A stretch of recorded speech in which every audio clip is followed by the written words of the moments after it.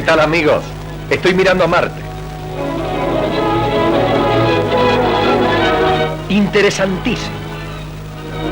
Aprovechando que estamos apenas a 56 millones de kilómetros del intrigante planeta, hemos querido nosotros también espiar a los marcianos desde el ciudadano observatorio de los amigos de la astronomía. Cámaras fotográficas registran en la placa el espectro del vecino planeta.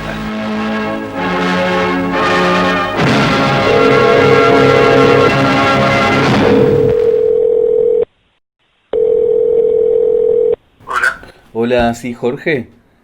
Lo molesto porque, mire, yo estoy haciendo un documental sobre la figura de J. Posadas. Hay un elemento en la política que lleva al delirio. El arte ahí de ver qué contradicciones insuperables llevaron a un tipo a este tren. La clave de verlo de Posadas es ver cuál es la simiente que lo lleva a esta locura. No es mucho lo que se sabe de la infancia de Posadas, incluso hay mucha información contradictoria. Posadas tuvo una infancia muy dura. Mi viejo vendía broches de presión, él siempre lo cuenta en la historia de la Internacional. Poco intelectual, no era un tipo muy lector. Y cantaba muy bien. Yo le agradezco a quienes nos viliputean poniéndose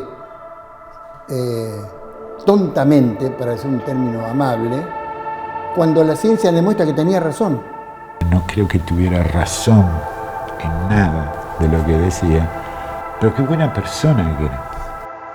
Ese es el drama del trofismo en la Argentina, que entre un delincuente y un loco.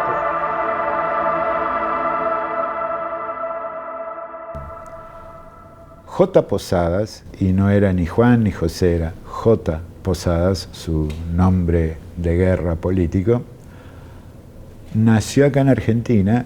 Su nombre verdadero era Homero Cristalli, hijo de italianos, inmigrantes del sur de Italia, gente pobre, clase obrera. Mi abuela falleció en un parto, producto de un problema en el corazón, y dejó 7 hijos y mi abuelo a que tenían que arreglarse en un momento previo a la Primera Guerra Mundial. Mi abuelo era sumamente radical, italiano, anarcosindicalista, socialista también, y ahí vino la formación de J. Posadas.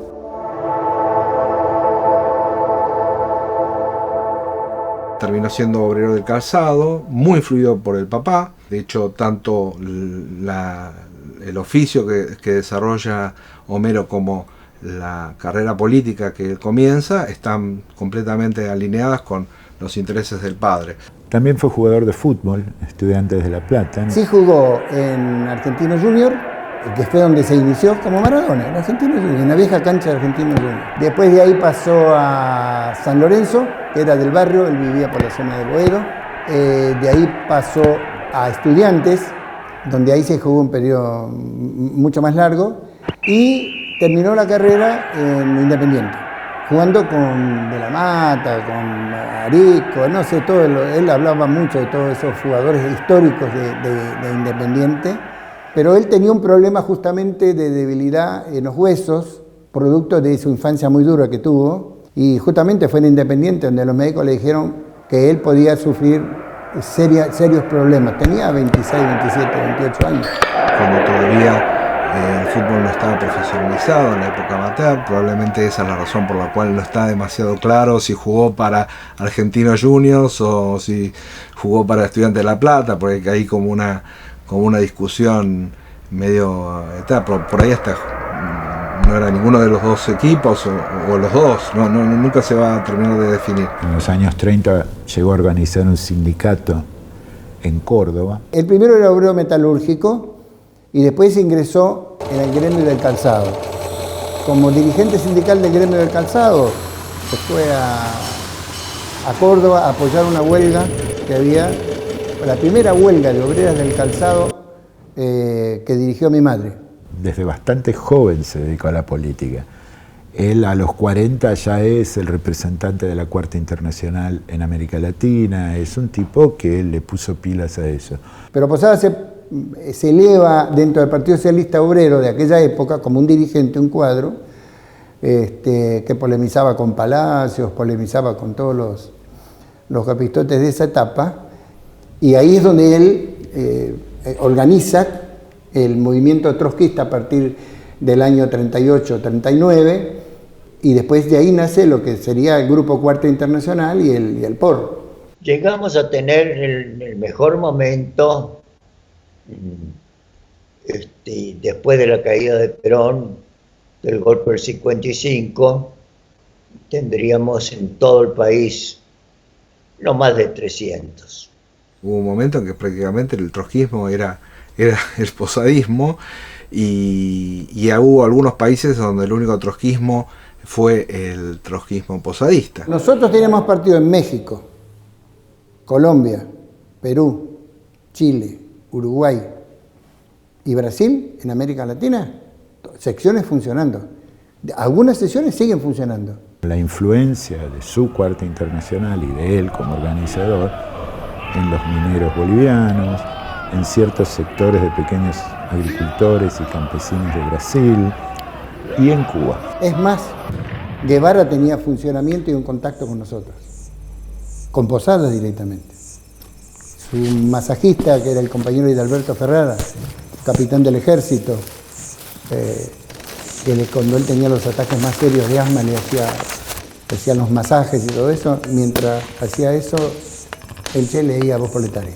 Él llegó a ser un cuadro internacional muy influyente, ¿no? Sobre todo cuando él funda su propia Cuarta Internacional, en una época en la que, digamos, no era tan fácil, ¿no? No era tan fácil porque había mucha persecución, había mucha discriminación, era un movimiento trotskista que todavía estaba en su lugar de desarrollo. Ahí se inventó el posadismo.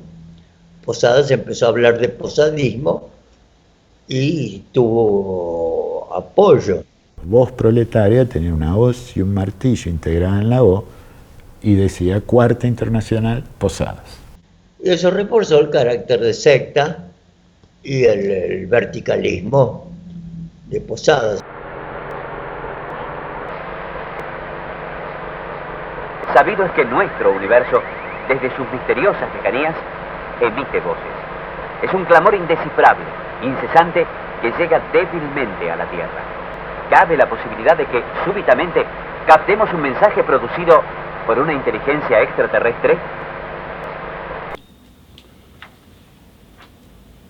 Porque en la década de los 60, 70 no era raro hablar de extraterrestres, era un tema que estaba de moda, que estaba presente en los debates, que estaba en los diarios, que se publicaban permanentemente noticias sobre encuentros con extraterrestres o sobre los primeros pasos del hombre en el espacio, las primeras grandes hazañas como el alunizaje.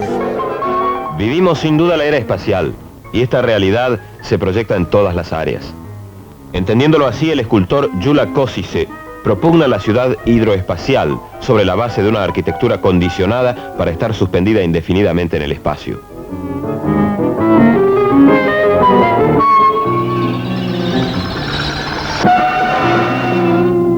Su proposición se concreta en una serie de maquetas y de imágenes de un hábitat donde se confundirán, sostiene Kosice, la vida diaria, la poesía y el arte.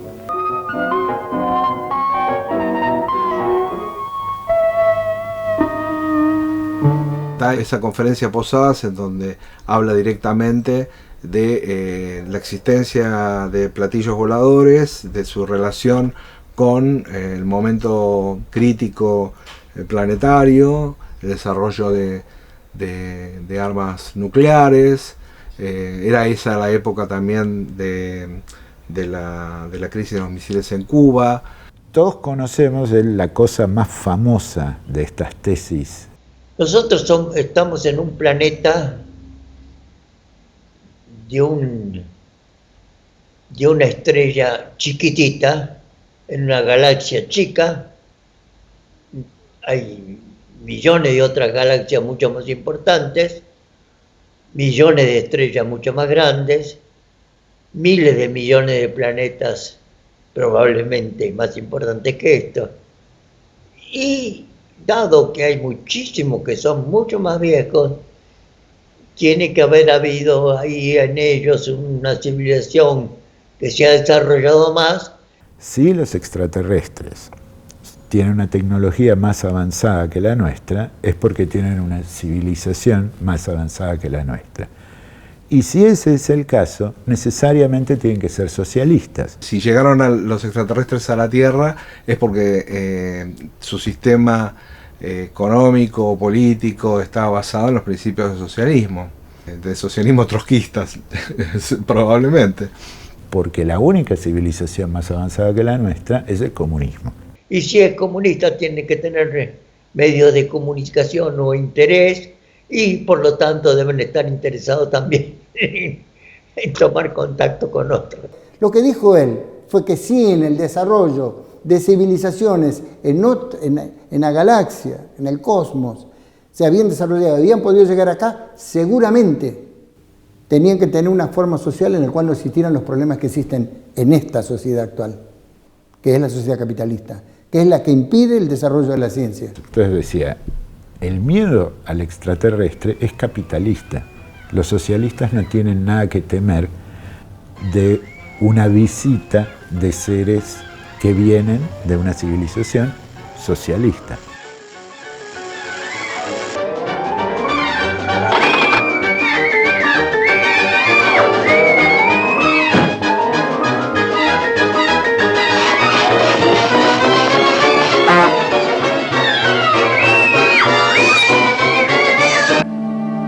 Bueno, hoy ya esto, hablan de que hasta algunos son exageradamente, hablan que puede haber 1 millón de tierras en otras galaxias.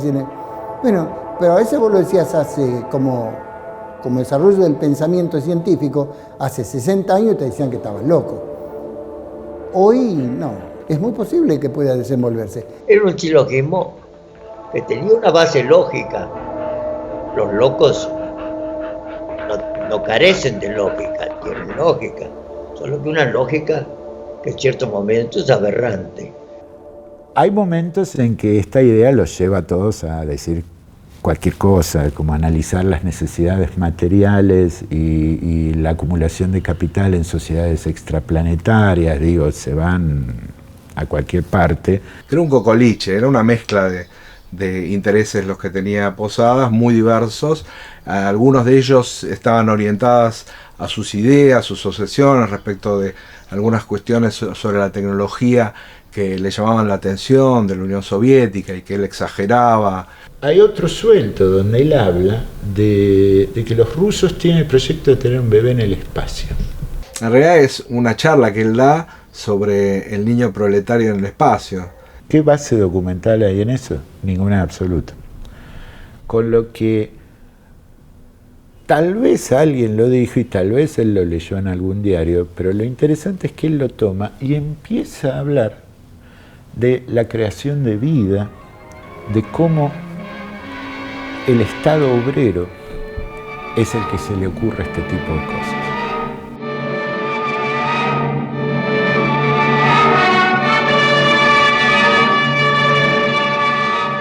Lo cual muestra una vez más que el Estado obrero está a la vanguardia de estas ideas, que eso también es una idea socialista. Llegó a hablar sobre las discusiones en una base lunar de los astronautas soviéticos, ¿no?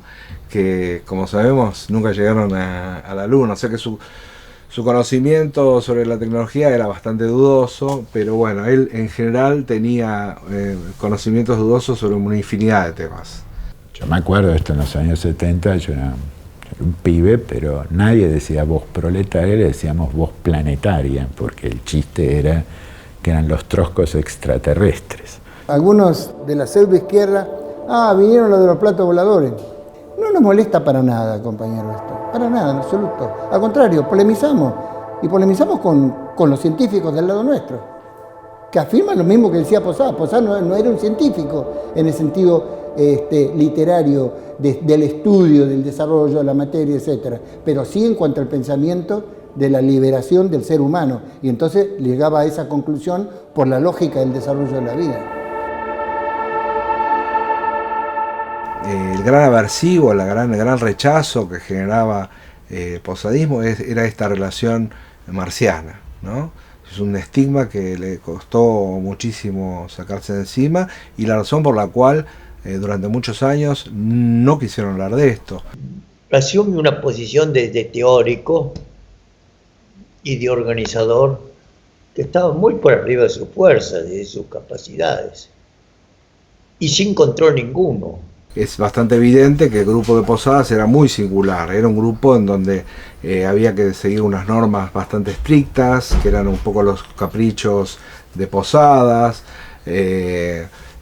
Para él las casas, los hogares eran células donde se discutía y se analizaba, todo el tiempo hablaba de eso, había que dormir poco, preferentemente no había que tener una pareja que no fuera parte del movimiento, es decir, había como unos condicionamientos, unas imposiciones que no todo el mundo toleraba, ¿no? Algunos se abrieron precisamente por esta razón.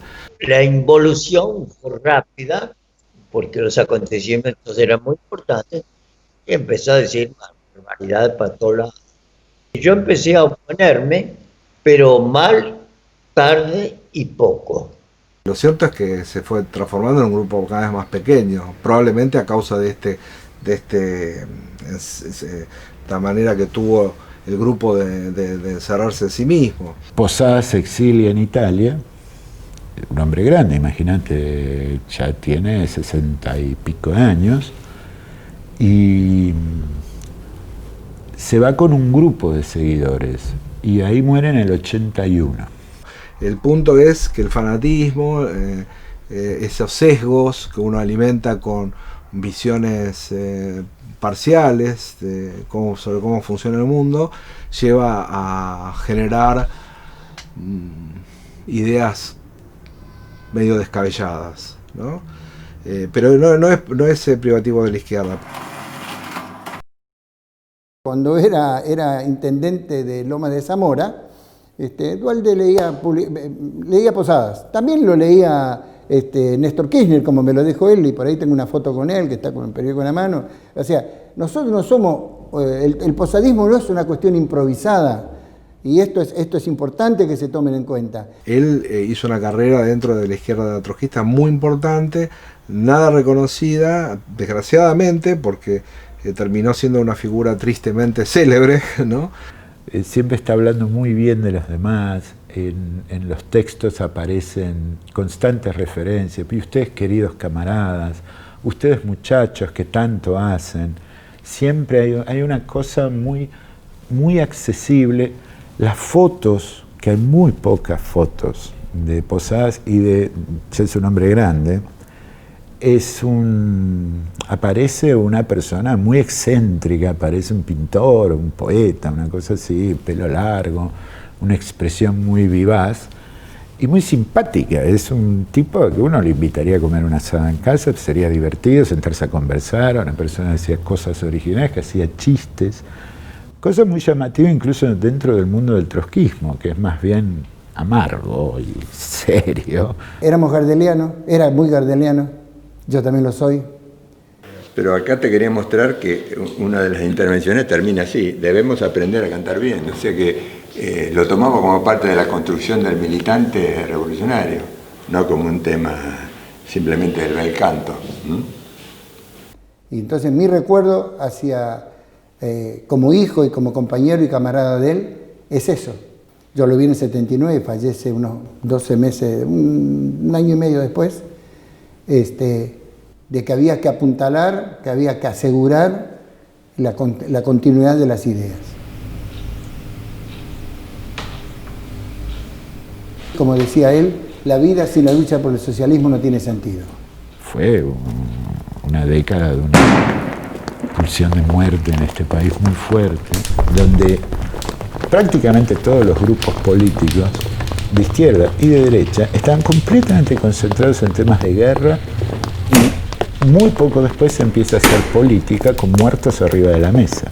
Y Posadas es como de las pocas voces que vos escuchás o encontrás en digamos, históricamente, viendo los archivos, que habla de vida, de construir cosas, de tener bebés, darnos como ejemplo cómo vivían los animales, hablar de sus perros, en lugar de hablar de matar al contrario, que era buena parte del discurso político de Argentina.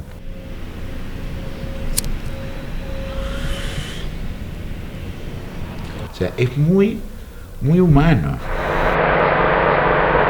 De pronto, desde la eternidad donde transcurre la marcha brillante de los astros, constelaciones y galaxias, de la aterradora grandiosidad de la creación, puede llegar el mensaje esperado.